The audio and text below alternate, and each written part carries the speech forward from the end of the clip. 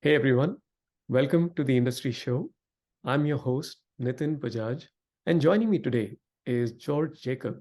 George, welcome on the show.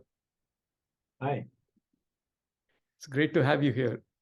So thanks let's for having start with the question. Who is George?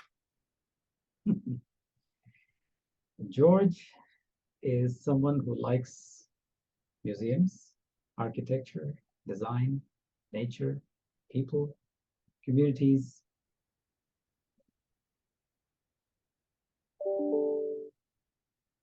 and everything that we attribute to today.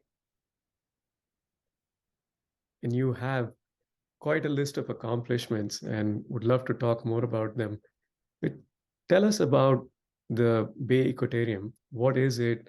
And more importantly, what's the size and scale of your work and the operations? Sure. So I run the San Francisco Aquarium and the Sea Lion Center.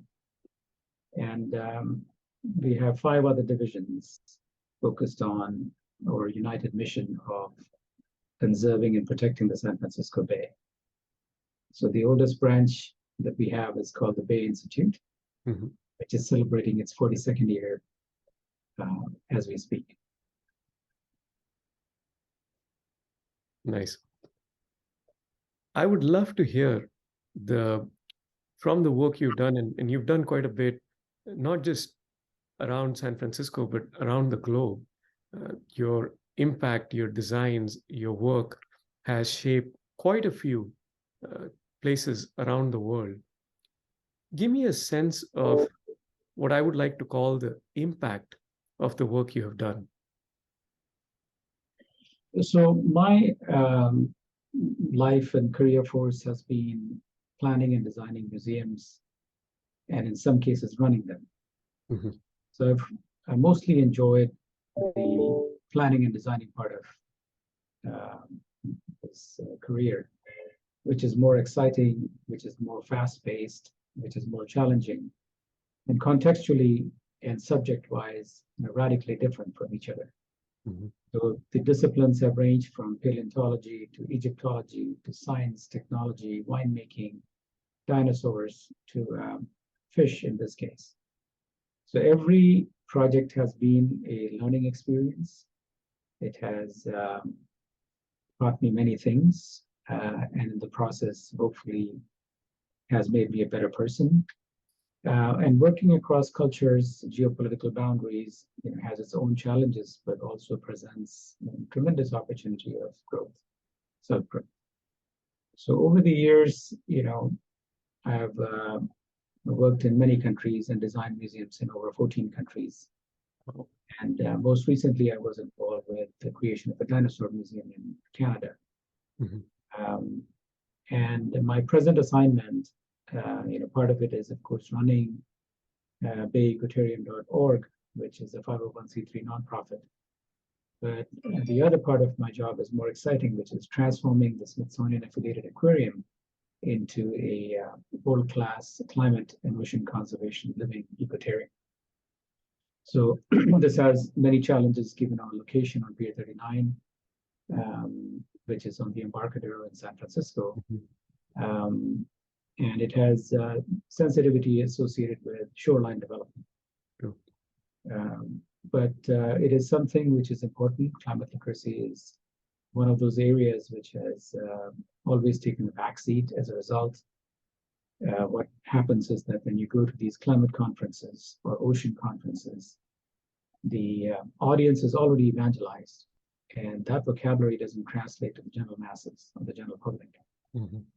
And that's where there's a niche and there's a gap where climate literacy has a significant role. True. George, I am really impressed and have been for the longest time since we've known each other about your humility, about the the way in which you approach this whole wide spectrum of industries, dynamics, geopolitical and cross-cultural aspects and bring them to life despite all the different challenges you face.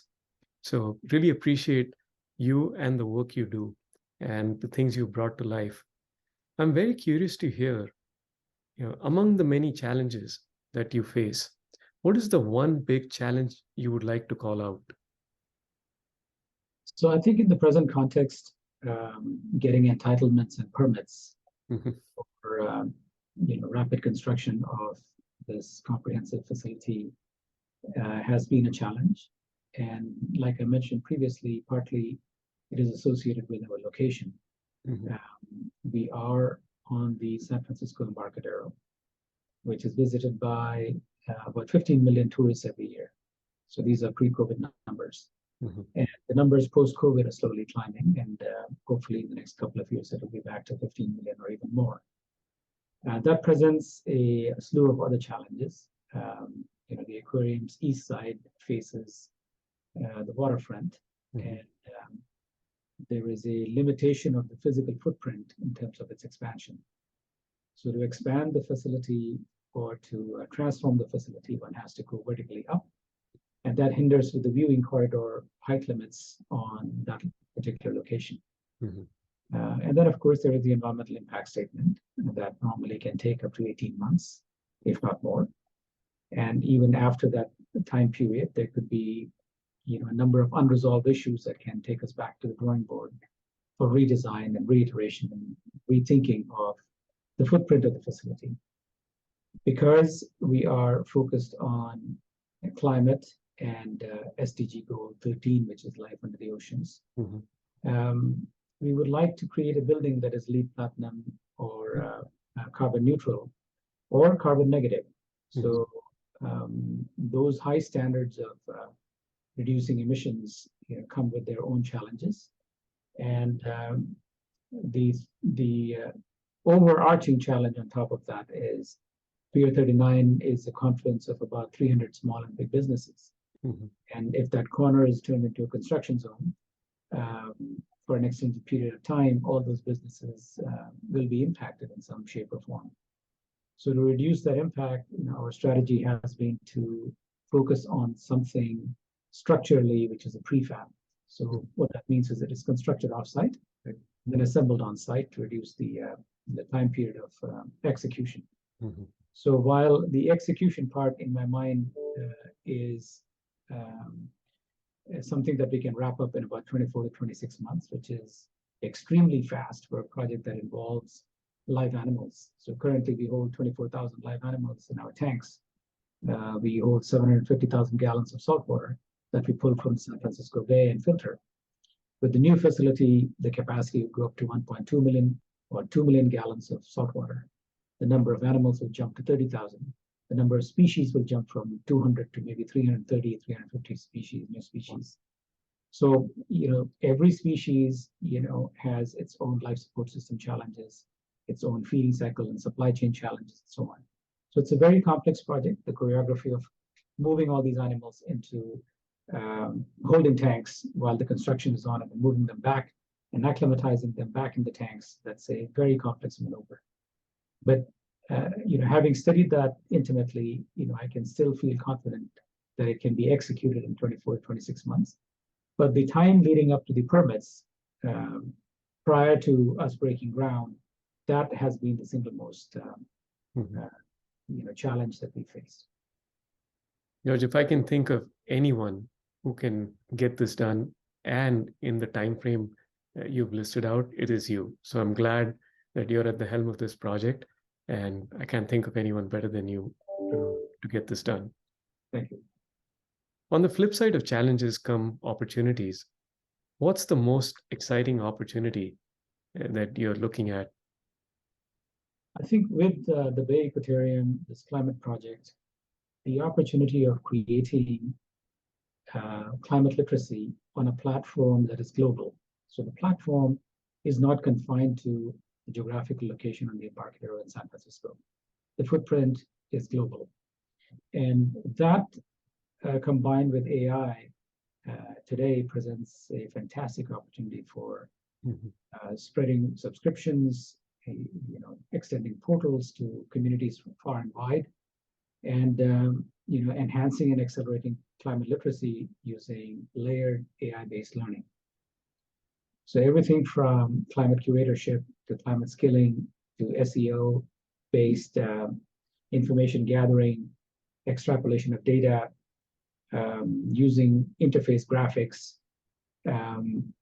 understanding live data streams, being able to build scenarios, dialing up or dialing down variables associated with climate and carbon emissions. Technologies at our fingertips presents a huge opportunity for this institution to succeed way beyond its geographical footprint. The fact that we are located in the Silicon Valley gives us that extra boost in terms of our ability to work with tech firms. So true. I love the vision. I also love how you fluidly transition from an architect to a designer to a visionary to a technologist. It's just amazing and lovely to see how you flow between the lanes without skipping a beat. That's really amazing. And rightly so. You said you're in the heart of the Silicon Valley. You love these animals, you love art and design. So I can see all of this play out and make you really successful at what you do. That explains a lot. Thank you. George, I want to go back in time in your personal or professional life and talk about two scenarios. One in which this blew your own expectations and became a success beyond your imagination. And another example which did not work out as you had expected, was a failure, became a lesson. Well, my most recent project, which was about 5 or 7 years ago, was to build a dinosaur museum up in northern Alberta. So 400 miles north of Edmonton. There is a fossil bed where a specific species of Triceratops was found. And that species is called Pachyrhinoceros lacustae. So it is named after a high school math teacher by the last name Lacustae, who discovered this particular species of Triceratops. And the more field research that happened there in terms of digging and fossil finding, the more they discovered that there were more and more fossil remains in that location. And by some estimates, there are about 20,000 animals in that particular location. So it probably would have been a flood or a fast-moving river stream that pushed all these animals and their carcasses one top of the other to create sort of a cauldron filled with these fossils. And that makes it the densest fossil bone bed site in the world. So 7% of the world's dinosaurs are found in Alberta. And so the county of Grand Prairie decided to create a dinosaur museum in that location, not far from the bone bed site. So the bone bed site is at a location called Pipestone Creek. And the museum is about a mile from that particular location alongside Alaska Highway. So you can see this museum from 17 miles away. Wow. It's the prairies, so it's flat land, so you can actually see the museum from a great distance. And the museum is designed almost like a dig, like a fossil dig. So you enter from level 1, and then you slowly go down multiple levels into the belly of the museum. Nice. And when I took on the helm of this project as its founding president, I decided to have a completely different approach of explaining, the movement of dinosaurs in that location. And one of the methods in which the exhibition display is carried out in that location is the carnivores are chasing the herbivores almost out of the museum building. So it's like a giant hunt scene where these animals are actually chasing in sequence. So the Gorgosaur, the Triceratops, or the T-Rexes are actually chasing the herbivores down and out of the building. The second peculiarity of that location, of that exhibit experience, is that none of the animals are fleshed out. So you actually have to pan, your AR visors on top of the articulated skeletal installations to actually flesh out the animal, look at the habitat.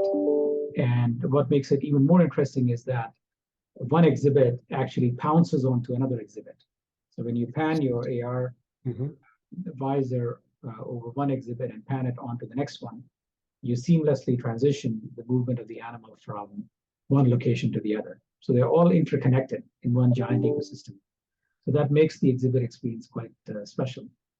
But the most interesting challenge for me was the timeline of executing this job. And museums take years and years normally to get conceived in people's minds, to do content development, to do basic research, to translate content into exhibits, and then fabricate those exhibits, and then install them in a newly constructed building or a newly constructed gallery. So it's an iterative process that can take years and years. It takes time to put these things together. And there was just like Tour de France, which is a bicycle tournament, there is a tournament that happens in Alberta called Tour de Alberta. And the opening date was fixed for this particular event. And one had to make this museum happen ahead of this particular bicycling event, which had bicyclists from over 125 countries. So how to create this museum in 24 months was the challenge. And I managed to finish the construction in 13 months. Wow. And everything else, including exhibits, in 32 weeks. So the museum actually was done on budget, which is also a rarity, and on time, several months ahead of the set opening date. The museum went on to win 9 awards in 9 months, and has received wide accolades. And it's the fastest museum ever built in North America. Wow. That is such an accomplishment. Congratulations again. Thank you. And on the flip side, as you said, there are some projects that have taken, this particular project has taken 7 years. And it's still, we are not even at the 25% mark. So, different challenges in different locations. Some are beyond your control. And some actually can leverage the talent that you bring to the table.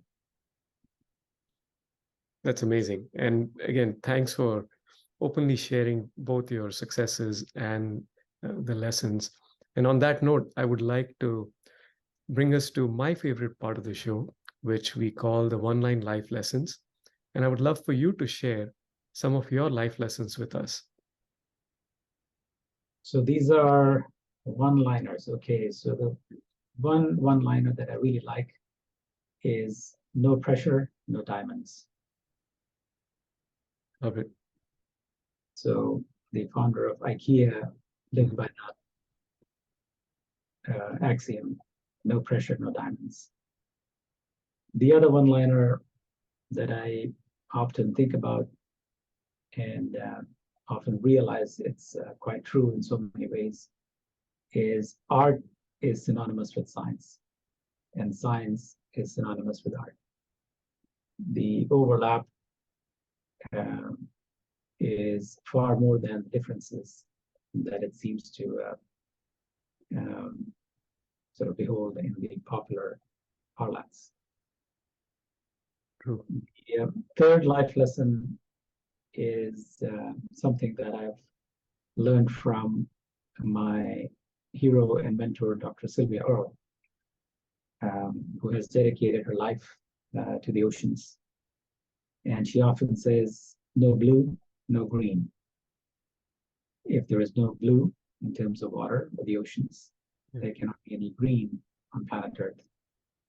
So both are the complementary life forces that keeps us surviving. And another one-liner that I often think about is when the going gets tough, the tough get going. And that has been a point of inspiration when the chips were down. in one context or another. And lastly, it's a fun one-liner that the opposite of stressed is desserts. And I like my chocolates. I love that. I do like my chocolates too, so I'm 100% with you on that. Life is a box of chocolates. George, thank you so much for making the time amidst your busy travel schedule and all of the different uh, things you have uh, shifting around. Really appreciate you making the time to be with us and for sharing your journey and your story, and more importantly, your life lessons with us. We really appreciate it. Thank you, Nathan. Thanks for talking to me.